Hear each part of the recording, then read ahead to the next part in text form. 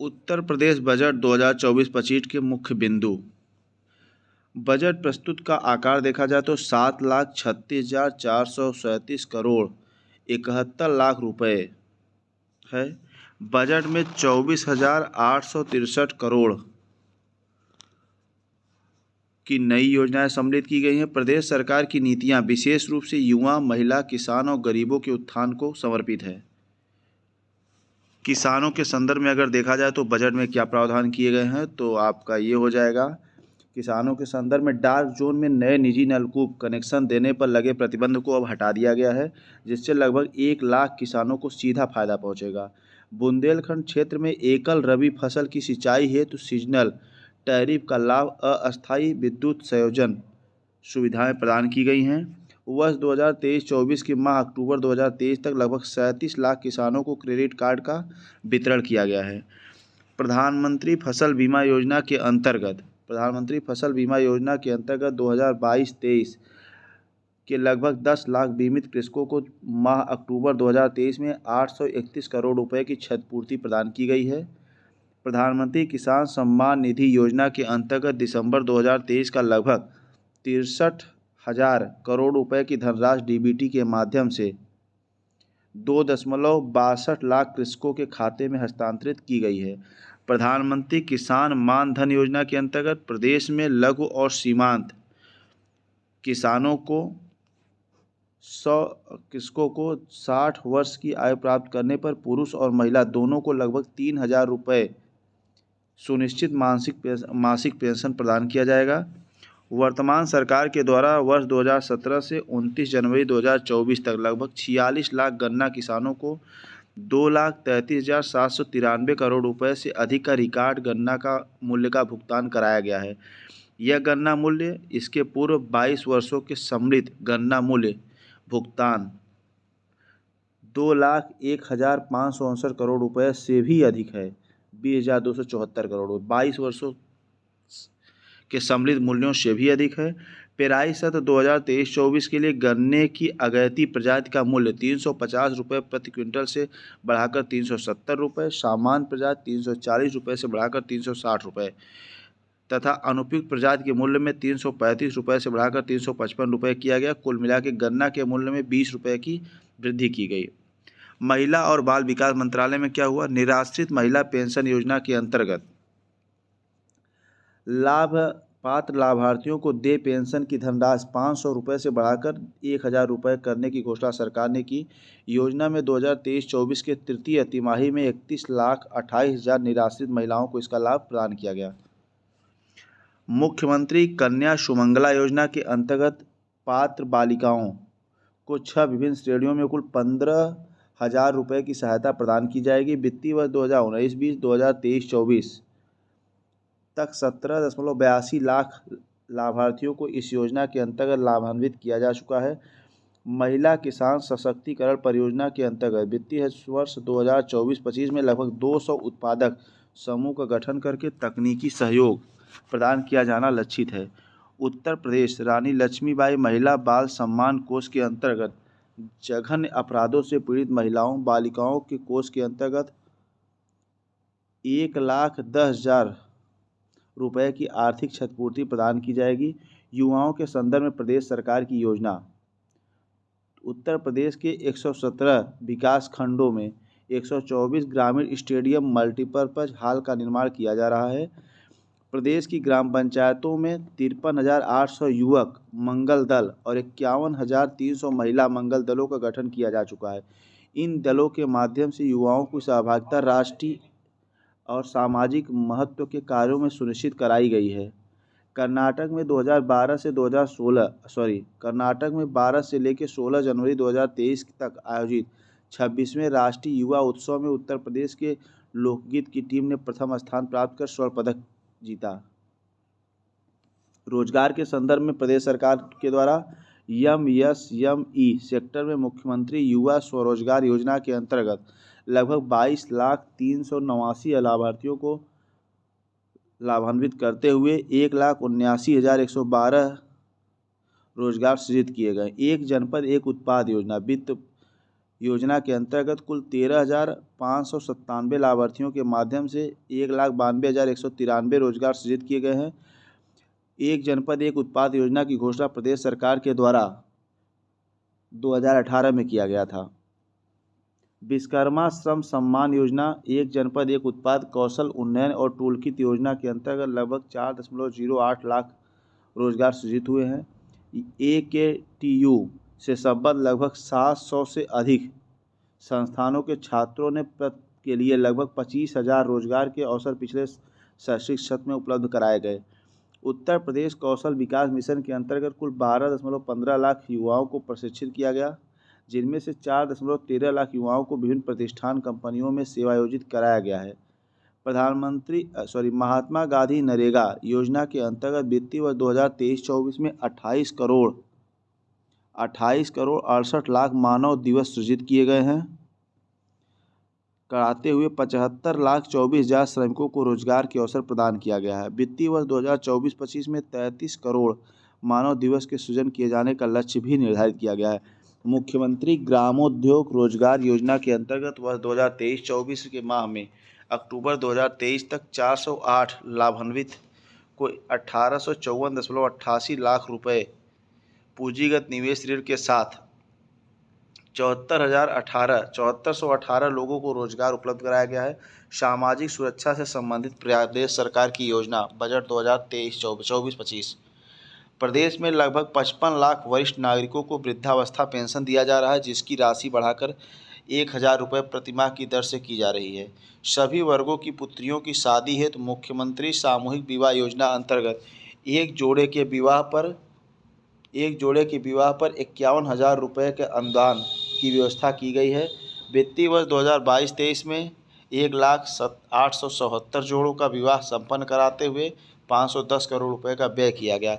श्रमिक कल्याण से संबंधित प्रदेश सरकार की योजनाएं भारत सरकार द्वारा निर्मित ई श्रम पोर्टल पर उत्तर प्रदेश के लगभग 8.32 करोड़ कामगारों को पंजीकरण हुआ है, जो देश के सर्वाधिक है।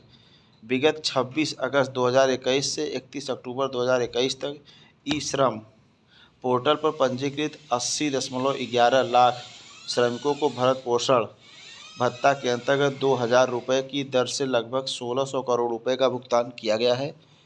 निर्माण रोजगार मृत्यु विकलांगता सहायता और अक्षमता पेंशन योजना तथा निर्माण कामगार अंत्येष्टि सहायक योजना को एकीकृत करते हुए नई योजना निर्माण कामगार मृत्यु व दिव्यांगता सहायता योजना कर दिया गया है। समस्त योजनाओं के में माह नवंबर 2023 तक 40,183 कामगारों को लाभान्वित किया गया है और तथा 433 करोड़ रुपए की धनराशि व्यय की गई है।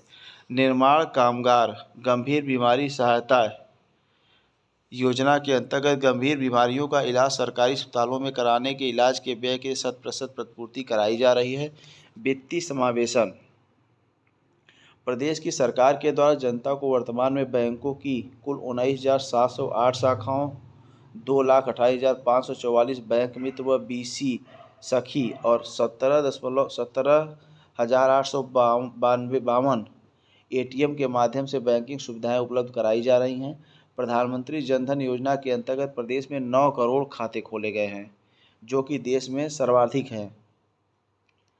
प्रधानमंत्री सुरक्षा बीमा योजना के अंतर्गत अब तक प्रदेश में कुल 5,54 लाख नामांकन के साथ प्रदेश में प्रथम स्थान है। देश में प्रधानमंत्री जीवन ज्योति बीमा योजना के अंतर्गत अब तक प्रदेश में 1.90 लाख करोड़ के नामांकन के साथ प्रदेश का द्वितीय स्थान है देश में। अटल पेंशन योजना अंतर्गत अब तक प्रदेश में 1,18 लाख का नामांकन का उत्कृष्ट प्रदर्शन कर रहा है। औद्योगिक विकास विश्व स्तरीय इंफ्रास्ट्रक्चर विकसित करने में उत्तर प्रदेश ने उल्लेखनीय प्रगति की है। राज्य में विकसित हो रही वायु, जल और सड़क तथा रेल नेटवर्क की कनेक्टिविटी से राज्य के उद्योगों में मैन्युफैक्चरिंग इकाइयों को अपने माल के परिवहन में सुविधा उपलब्ध होगी, जिससे प्रदेश में निर्यात बढ़ेगा। महर्षि वाल्मीकि अंतर्राष्ट्रीय हवाई अड्डे के लोकार्पण से प्रदेश में 4 अंतर्राष्ट्रीय हवाई अड्डे संचालित हैं। शीघ्र ही नोएडा के जेवर में दक्षिण एशिया का सबसे बड़ा अंतर्राष्ट्रीय हवाई अड्डा संचालित होगा।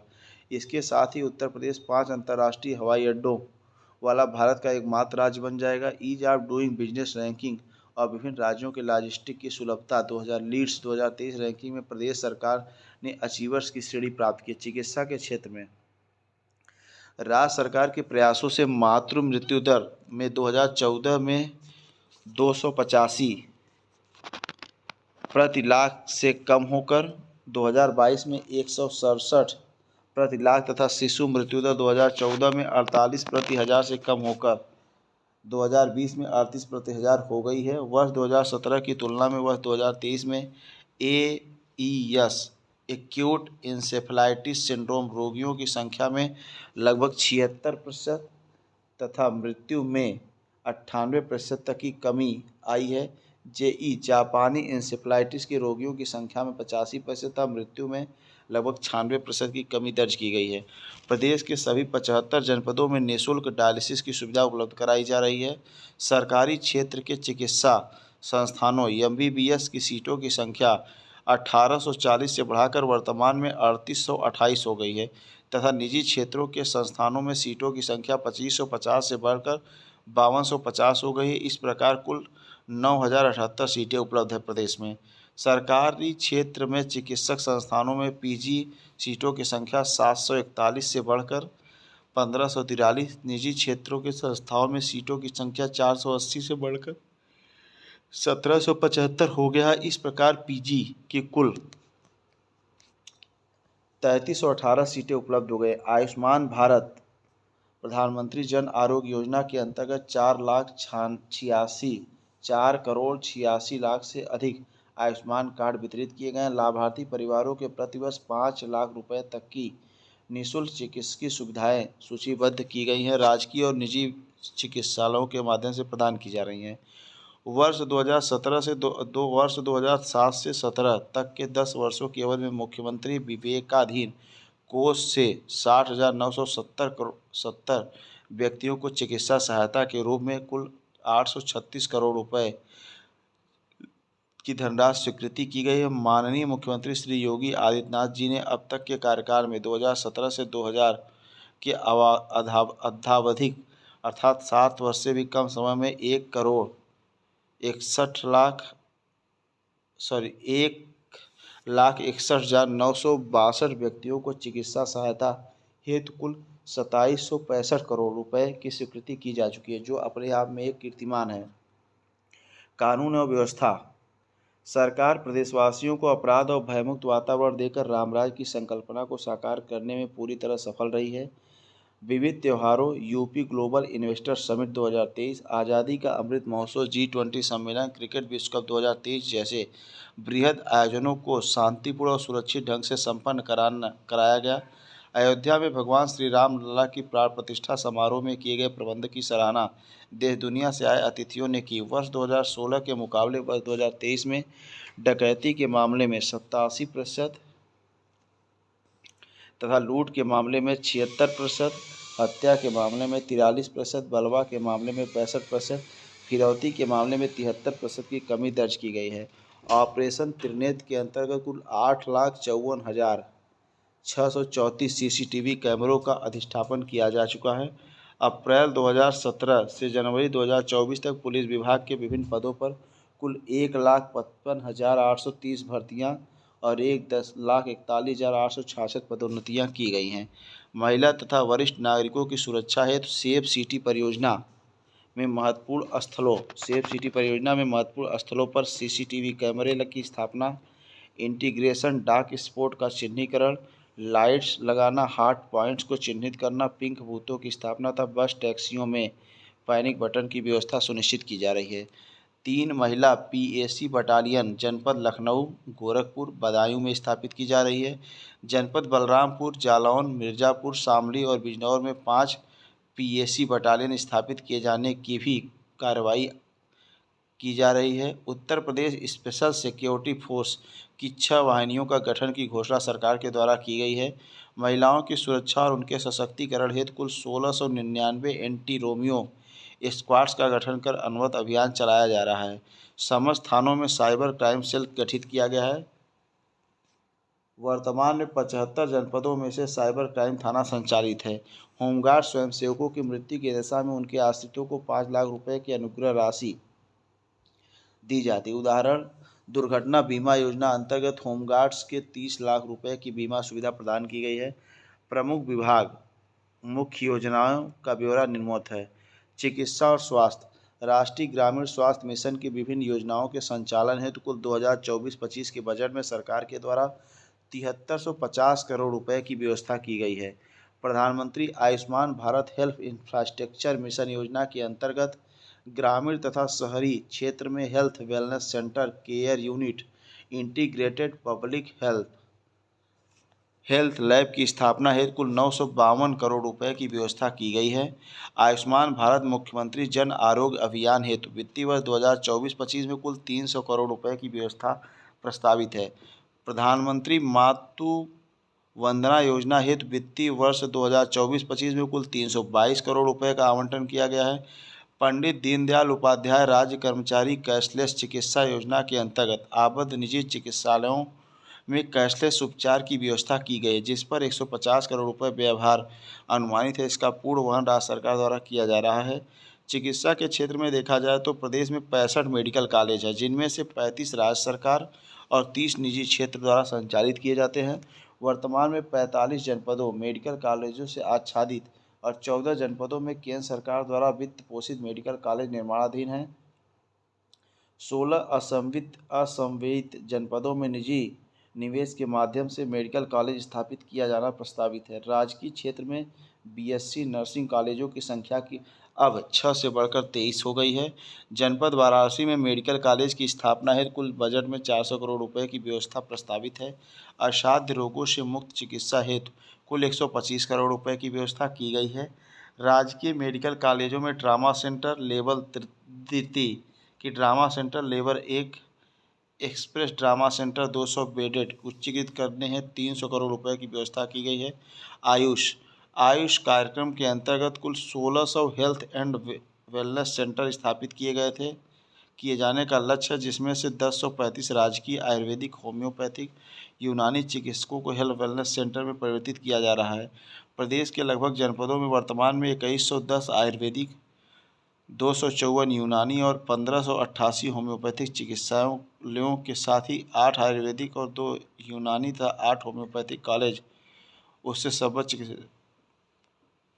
वित्तीय वर्ष 2024-25 में आयुष विभाग के अंतर्गत महायोगी गुरु गोरखनाथ आयुष विश्वविद्यालय गोरखपुर का निर्माण कार्य पूर्ण किए जाने की संभावना है। जनपद अयोध्या में राजकीय आयुर्वेदिक महाविद्यालय और जनपद वाराणसी में राजकीय होम्योपैथिक मेडिकल कॉलेज की स्थापना की जा रही है।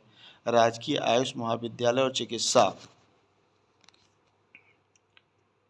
अस्पतालों में औषधियों की समुचित व्यवस्था तथा 50 बेडेड एकीकृत आयुष चिकित्सा 11 जनपदों में स्थापित है। 6 जनपदों में भवन के निर्माण का कार्य पूरा किया गया। अवस्थापना और औद्योगिक, बुंदेलखंड क्षेत्र में एक नए औद्योगिक विकास प्राधिकरण बीडा का गठन किया जा रहा है। इसके अंतर्गत नोएडा और ग्रेटर नोएडा के अनुरूप बुंदेलखंड क्षेत्र में औद्योगिक, वाणिज्यिक और आवासीय टाउनशिप विकसित करने की योजना है। सेमीकंडक्टर, डाटा सेंटर, स्टार्टअप और आईटी सेक्टर से संबंधित विशेष योजना के साथ ही वर्ष 2022 में इलेक्ट्रॉनिक्स मैन्युफैक्चरिंग को प्रोत्साहित करने की नीति लागू की गई थी। प्रदेश में डिफेंस कॉरिडोर में बड़े पैमाने पर कार्य जारी है। डिफेंस कॉरिडोर में 6 नोड्स में से 3 नोड्स का आवंटन हो चुका है। प्रदेश में FDI, Fortune global 500, Fortune India 500 कंपनियों के निवेश को आकर्षित करने हेतु फॉरेन डायरेक्ट इन्वेस्टमेंट एवं फॉर्च्यून 500 कंपनियों के निवेश हेतु प्रोत्साहन नीति 2023 घोषित की गई। इस नीति के क्रियान्वयन हेतु 250 करोड़ रुपए की व्यवस्था प्रस्तावित है। स्वामी विवेकानंद युवा सशक्तिकरण योजना के अंतर्गत टैबलेट स्मार्टफोन वितरण हेतु कुल 4000 करोड़ रुपए की व्यवस्था प्रस्तावित की गई है। वर्तमान में 25 लाख से अधिक टैबलेट स्मार्टफोन बांटे गए हैं। यह प्रक्रिया गतिमान है।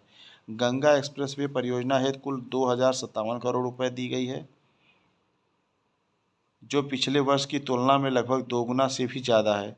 आगरा लखनऊ एक्सप्रेसवे और पूर्वांचल एक्सप्रेसवे को जोड़ने हेतु लिंक एक्सप्रेसवे के निर्माण हेतु 500 करोड़ रुपए की व्यवस्था बजट में की गई है। अटल इंडस्ट्रियल इंफ्रास्ट्रक्चर मिशन हेतु कुल 400 करोड़ रुपए की व्यवस्था प्रस्तावित है, जो वर्तमान के सापेक्ष 33% अधिक है। सड़क और सेतु, राज्य राजमार्गों के चौड़ीकरण सुदृढ़ीकरण हेतु 2881 करोड़ रुपए की व्यवस्था प्रस्तावित है। धर्मार्थ मार्गों के विकास हेतु 1750 करोड़ रुपए की व्यवस्था और राज्य सड़क नीति से सड़कों के अनुरक्षण हेतु कुल 3000 करोड़ रुपए की व्यवस्था की गई है। औद्योगिक लॉजिस्टिक पार्क हेतु कुल 4 लेन मार्गों का चौड़ीकरण सुदृढ़ीकरण निर्माण हेतु कुल 800 करोड़ रुपए। चीनी मिल परिक्षेत्र में कृषि विपणन सुविधाओं हेतु मार्गों के चौड़ीकरण एवं सुदृढ़ीकरण नवनिर्माण पुनर्निर्माण 500 करोड़ रुपए की व्यवस्था की गई है। रेलवे उपरिगामी अधोगामी सेतुओं के निर्माण हेतु कुल 1350 करोड़ रुपए और ग्रामीण सेतुओं हेतु 1500 करोड़ रुपए की व्यवस्था की गई है। शहरों और कस्बों में ट्रैफिक जाम की समस्या के समाधान के लिए शहरों में फ्लाईओवर आदि के निर्माण हेतु कुल 1000 करोड़ रुपए की बजट व्यवस्था को प्रस्तावित किया गया है।